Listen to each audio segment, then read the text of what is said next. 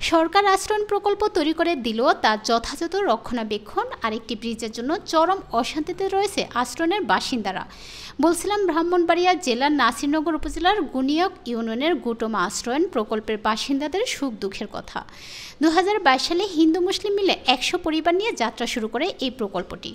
এখানে রয়েছে প্রায় 400 নারী পুরুষ ভোটারের বসবাস। একটি ব্রিজ না থাকায় 12 মাস নৌকায় তাদের যাতায়াতের প্রধান মাধ্যম।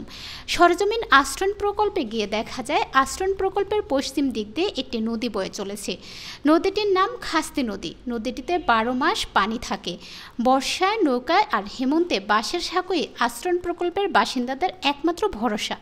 একটি ব্রিজ না থাকায় আশ্রয়ণ প্রকল্পের লোকজন তাদের ছেলে মেয়েদের স্কুলে পাঠাতে পারছেন না। কথা হয় আশ্রয়ণ প্রকল্পের বাসিন্দা সোহেল মিয়া, মুবারক মিয়া, বাবু মিয়া, রজব আলী মিয়া, অজদু মিয়া, মুক্তিযোদ্ধা শহীদ মিয়া, তাহার মিয়ার স্ত্রী রিনা আক্তার, সিরাব বেগম, লালতারা বেগম, নির্ধন কৈবুট, দিরু সরকার, কালিদাস প্রতিমা, জহুরা সহ আরও অনেকের সাথে। তারা জানান আশ্রয়ণ প্রকল্প হওয়ার পর থেকে কোনো ঘর দরজা সংস্কার না করায় অধিকাংশ ঘরের চালের টিন ছিদ্র হয়ে অসংখ্য ভাঙন দেখা দিয়েছে। অনেক ঘরের দরজা, জানালা, চৌকা, বেড়া ভেঙে পড়েছে। টয়লেটগুলো ভেঙে ব্যবহার অনুপযোগী হয়ে পড়েছে। ব্রিজটি কেন হচ্ছে না, কিভাবে ব্রিজটি দ্রুত করা যায় এই বিষয়ে জানতে চেয়ে গুনিয়ক ইউপির স্থানীয় চেয়ারম্যান মোহাম্মদ জিতু মিয়ার সাথে কথা বললে তিনি বলেন এমপির বাবারও ক্ষমতা নেই এই ব্রিজটি করার। জহুরা, আপনার স্বামীর কি নাম? আমাদের আগের বাড়ি কোথায় ছিল? খালি উত্তর। কি হয়েছে আপনার সমস্যা, কি হয়েছে বলেন?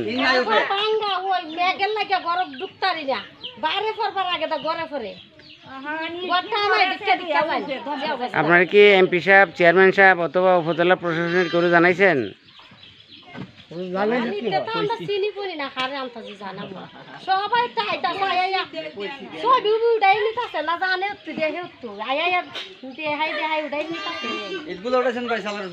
আসসালামু আলাইকুম, আমার নাম মোহাম্মদ মুবারক মিয়া। আমি গুটমা আশ্রয়নে থাকি। আবার আমার আরেকটা পরিচয়, আমি দুবাই প্রবাসী।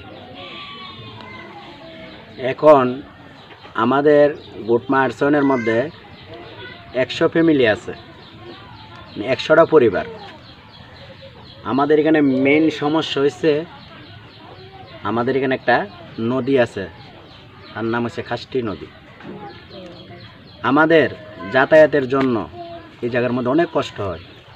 আমাদের যে ছোটো বাচ্চারা বা আমাদের ছেলে সন্তানেরা, এরা ঠিকভাবে স্কুলে যেতে পারে না, ঠিকভাবে মসজিদে যেতে পারতেছে না, ঠিকভাবে মাদ্রাসা যেতে পারতেছে না, শুধু একটা ব্রিজের জন্য। কিন্তু ওই ব্রিজটা হইলে আমাদের গুটমাবাসীরও উপকার আছে। কেমন? যেমন বর্ষাকাল, ব্রিজটা হইলে গুটমার থেকে একজন মানুষ মারা গেছে, রাস্তা থাকলে, ব্রিজ থাকলে তারা সুন্দরভাবে গুরুস্থানে এসে মাটি দিতে পারবে। কেন আমাদের পাশাপাশি গুচ্ছা গ্রামের পাশাপাশি একটা গুরুস্থানও আছে। হিন্দু ভাইদের এখানে একটা শ্মশানও আছে।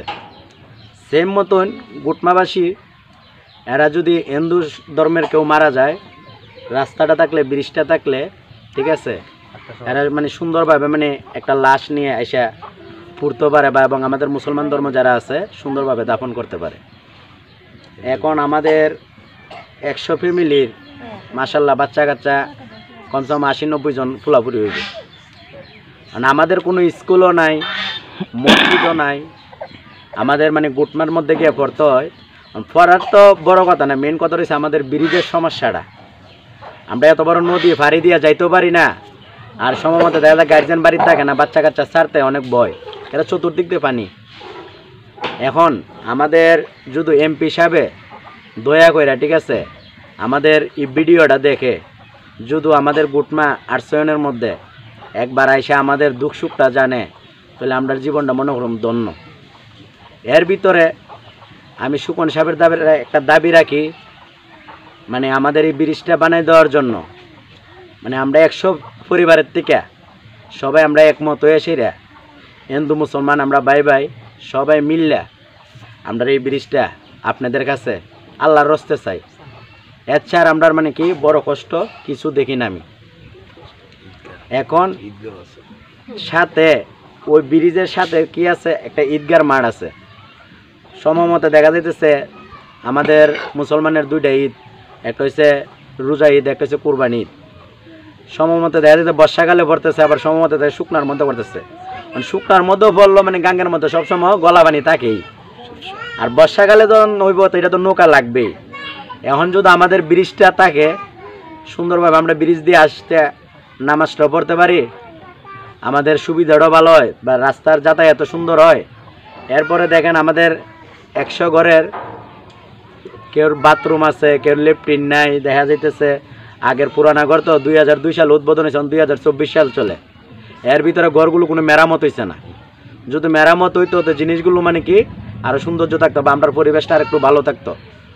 কারণ যারা আমাদের নাসিরনগর থানার মধ্যে যারা দায়িত্বভাবে আছেন, ইউনিয়নের চেয়ারম্যান কোন বা আমাদের ওয়ার্ড মেম্বার কোন বা আমাদের উপজেলা চেয়ারম্যান কোন বা আমাদের এমপি সাহেব কোন, আপনারা আল্লাহর রাস্তায় এসে আমাদের এলাকাটা আপনারা দিকে যাবেন। বাস আমার বক্তব্য দূরই। আসসালামু আলাইকুম। আপনার কি নাম? মোহাম্মদ মুবারক। মোবারক। আপনাদের পূর্বের বাড়ি কোথায় ছিল? আমার পূর্বের বাড়ি, গ্রামের বাড়ি চিতনা। চিতনা। জি। আপনারা কত সালে ওই আশ্রয়ণ প্রকল্পে আসছেন? আমরা আসছি 2002 সালে। 2002 সালে, আর এখন চলে 2024 সাল। 24 সাল। টোটাল প্রায় 22 বছর আগে। 22 বছর আগে। আর আপনাদের মূল সমস্যাগুলো কি কি বললেন? আমাদের মূল সমস্যা হয়েছে ওই নদীর উপরে একটা ব্রিজ, তারপরে মানে ধরেন আমাদের পাশাপাশি গুরুস্থান আছে। গোরস্থান। এখন যেমন বর্ষাকাল হইলে দেখা যায় মানে কি পানির উপরে লাশ লিয়ে যাইতে হইব। ছোট একটা রাস্তা বানাই দিলে যেন আমরা আরামসে গিয়ে ঢুকতে পারি। এর ভিতরে পাশাপাশি আবার একটা শ্মশান আছে, ঠিক আছে? হিন্দুবাইদের কেউ মারা গেছে, শ্মশান আর হইলো ব্রিজ। গুরুস্থান, শ্মশান, ঈদগাহ, ব্রিজ। চারটা। তারপরে দেখেন আমাদের, আপনারা এখানে কতটা পরিবার বসবাস করেন? 100 ফ্যামিলি। 100 ফ্যামিলি। জি। 100 ফ্যামিলিতে আপনাদের ভোটার সংখ্যা কত? 500 থেকে 450 হবে।